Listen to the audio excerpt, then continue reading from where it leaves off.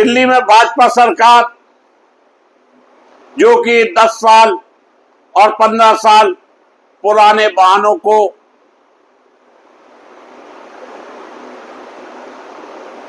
Petrol और diesel न देने की बात कह रही थी, अब वो यू टर्न पर आ गई है। सरकार ने कहा कि इस व्यवस्था के लागू करने में तकनीकी और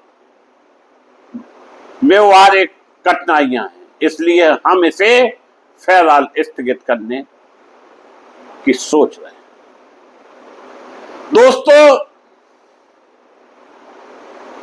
जब एनसीआर में यह नियम लागू नहीं है, लेकिन उसके पहले दिल्ली में भाजपा या रेखा की सरकार चल रही है और उसने अपना नियम बीच में ठास दिया। ANPR कैमरों के जरिए पुराने वाहनों की पहचान कर ईंधन न देने की व्यवस्था लागू की गई और अगर कोई पेट्रोल पंप इनको ईंधन देगा तो उस पर 10,000 रुपए जुर्माने का प्रावधान है। सरकार का यह भी तर्क सामने आया कि जब पूरे एनसीआर दिल्ली, नोएडा, गाजियाबाद, गुरुग्राम, फरीदाबाद में एक जैसी व्यवस्था लागू नहीं है, तो केवल दिल्ली में इसे लागू करने से वाहन मालिक की सीमा पार जाकर ईंधन भरवा सकते हैं। इससे नीति का उद्देश्य भी प्रभावित है। दोस्तों, 10 से 15 वर्ष पुराने वाहन, 10 वर्ष डीजल और 15 वर्ष पेट्रोल वाहनों पर प्रतिबंध की जड़ नेशनल ग्रीन ट्रिब्यूनल के आदेश के बाद सुप्रीम कोर्ट ऑफ इंडिया द्वारा बरकरार रखे गए निर्देशों में है। यह प्रतिबंध मुख्य रूप से प्रदूषण नियंत्रण के उद्देश्य से लागू किया गया था। बाद में सुप्रीम कोर्ट ऑफ इंडिया ने एक चरण में यह भी कहा था कि अंतिम निर्णय तक वाहन मालिकों के खिलाफ कोई कठोर कार्रवाई न की जाए। इसका मतलब कि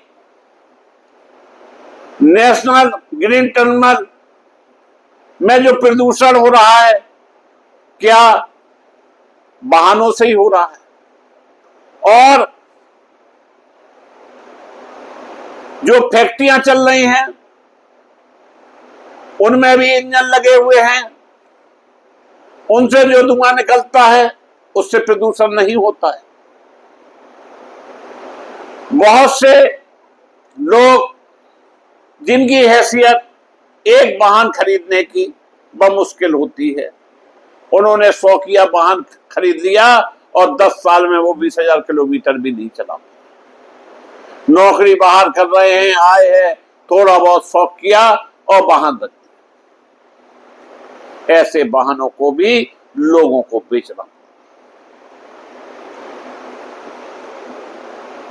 मोटरसाइकिल जिनकी संख्या लगभग 82 लाख के करीब दिल्ली में बताई गई और इस हड़बड़ाहट में 30 लाख मोटरसाइकिल लोगों ने बेच डाली और वो 2-2, 4-4 हजार रुपए में कबाड़ियों के आकर।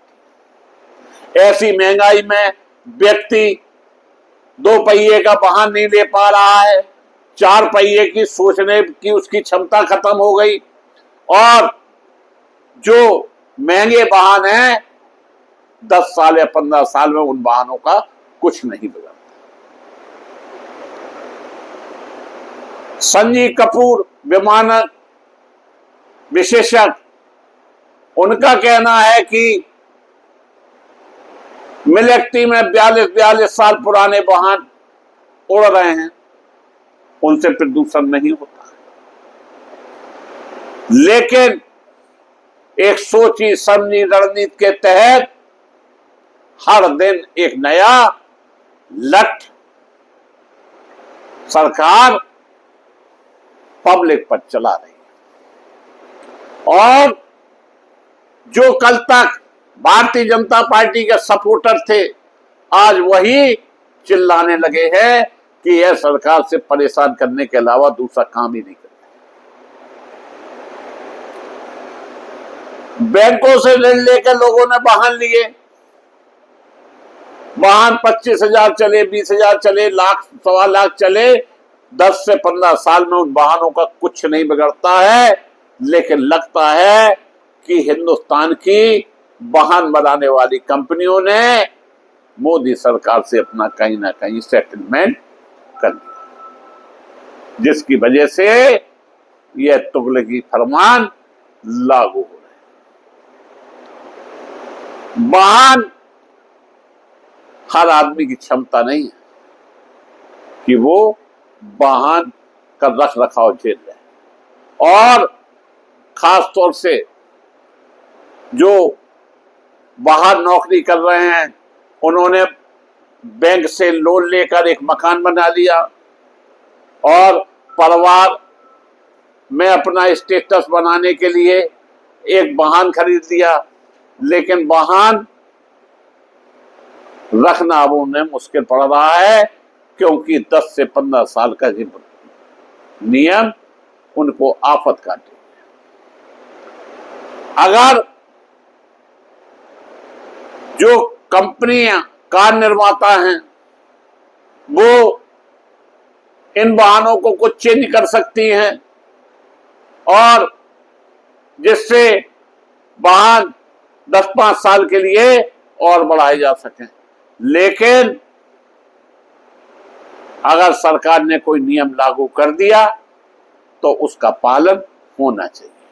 पब्लिक की स्थिति क्या है इससे सरकार को कोई लेना देना नहीं। लेकिन जो नियम जुलाई से दिल्ली में लागू होना था और दिल्ली के मुख्यमंत्री वाहनों के मामले में यू टर्न पर आ गई हैं, इससे दिल्ली के वाहन चालकों को कहीं ना कहीं राहत महसूस हुई है।